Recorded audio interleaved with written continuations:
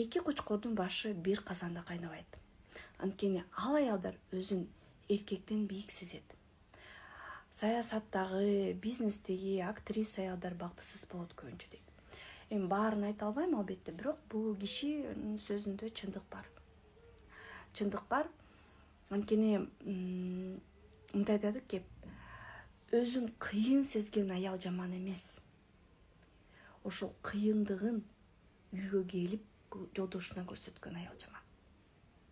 Жаман деген кандайча? Бактылуу боло албайт деген сөз. Эркек менен тил таба албайт деген сөз. Эркек менен жашаган учурда дагы өзүнүн эркегин жана өзүн бактылуу кыла албайт деген сөз. Анткени биз аялдар качан бактылуу боло алабыз? Жаныбызда күчтүү эркек болгондо.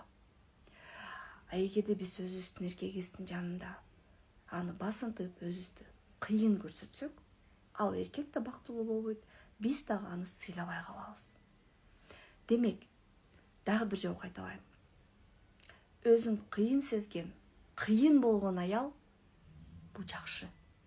А бирок үйүнө келип жолдошунун жанында жөн эле аял болуу бул аялдын акылмандыгы.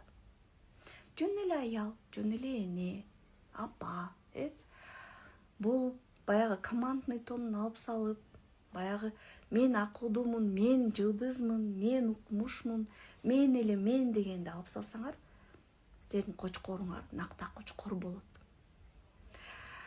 Ошол тууралуу, аялдын психологиясы тууралуу дагы сонун сырлар бар. Жакында интенсив болот. Интенсивке катышсаңар болот. Баасы арзан эле 2050 сом плюс менин китебим берилет. Ал китебимде мен канча жылдан бери топтоп келаткан билимим бар. Бүт бар. Сүйүү циклдары, аялдын ден соолугу, бүт аялдын ар бир жаш куракка ылайыктуу билимдер бар. Личкага жазгыла, сразу номерлериңер тыштагыла, менеджерлер байланышат.